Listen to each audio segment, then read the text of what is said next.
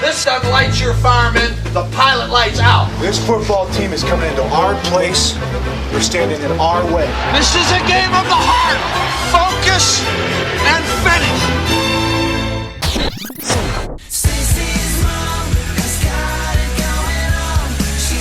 Hey, you know, people say to me all the time, Mike, why should I listen to your fantasy advice?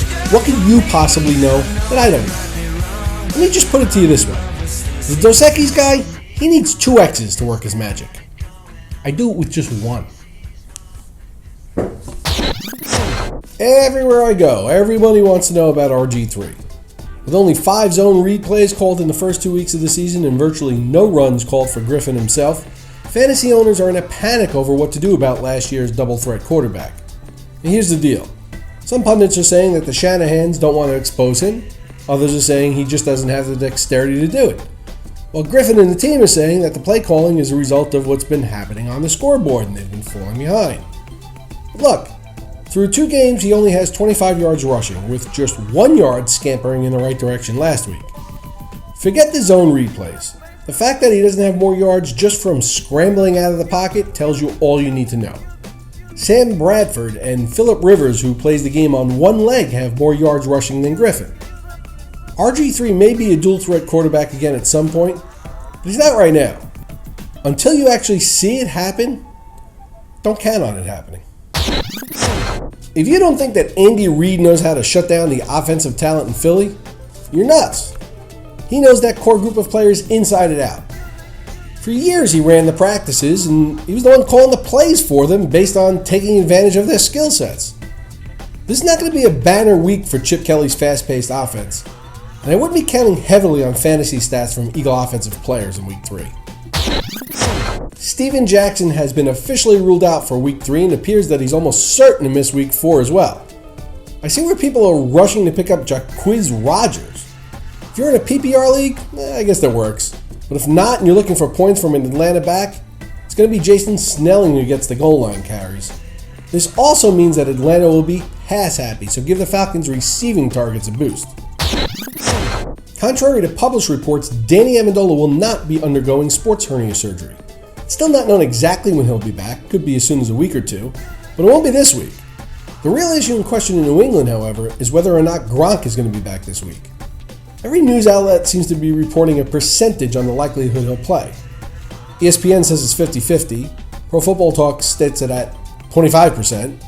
You know what that all means? It means that no one knows what the hell they're talking about, and they're all just talking out of their keister trying to be the first ones to you with the information. Well, I have the rock-solid information for you right here from the best confirmed source possible. It's called Logic and Reason. The probability that Rob Gronkowski will play this week is 50-50 because he'll either play or he won't. Look, this one's going to be a game-time decision, and you're not going to get any info before that, so don't waste your time listening to anyone tell you that they know. If you want to use him in your lineup this week, you're going to have your Twitter feed up and running at church, or your kid's football game, or at grandma's house, or wherever you're going to be just prior to game time on Sunday. You know the way Bill Belichick works. He ain't telling anyone anything till he's required to, so he can keep Tampa Bay guessing. Now, in all fairness to Belichick, the decision on whether he has the luxury of waiting another week depends on the health of Zach Sudfeld, who's been nursing his sore hamstring. If Sudfeld is 100%, he may not feel the pressing need to activate Gronkowski. Brian Hoyer will be the starting quarterback for the Browns on Sunday as Brandon Weeden nurses his broken thumb. Now, if you were considering starting the Vikings defense before this announcement, you absolutely have to do it now. At Heavy Hitter wants to know if I think the Seattle defense is good play against Jacksonville on Sunday. Yeah, of course. But look, that brings me to another point. Now, let's not get crazy here. I know this is a fantasy show, but I'd be remiss if I didn't talk about the point spread in the Jacksonville-Seattle game. It is the big elephant in the room. I just saw a line that got pushed over the 21-point mark. That's nuts. I don't care who the two teams are, where the game is being played. These are 2 NFL teams, and to ignore the fact that the guys on the lesser team are playing for a paycheck is irresponsible. I went back and looked, and there have been 4 games in recent memory that have had lines of 20 points or more. 3 times the Patriots were favored, and once Green Bay. One time the Pats were favored by 21.5 and missed covering by the half point. And the other 2 times they won by just 3 and 10 points. The Packers won their lopsided point spread game by just 3. Now look, I'm not suggesting that people play the Jaguars money line, but if you can get 21.5 points, you have to take the Jaguars.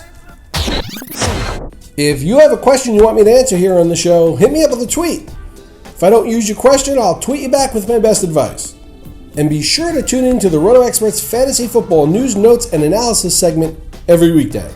I'll be here to keep you current and ahead of the competition, and on weekends, come back for This Week in Fantasy Football as I team up with the King, Scott Engel, covering the week that was and the week that will be, answering your viewer questions.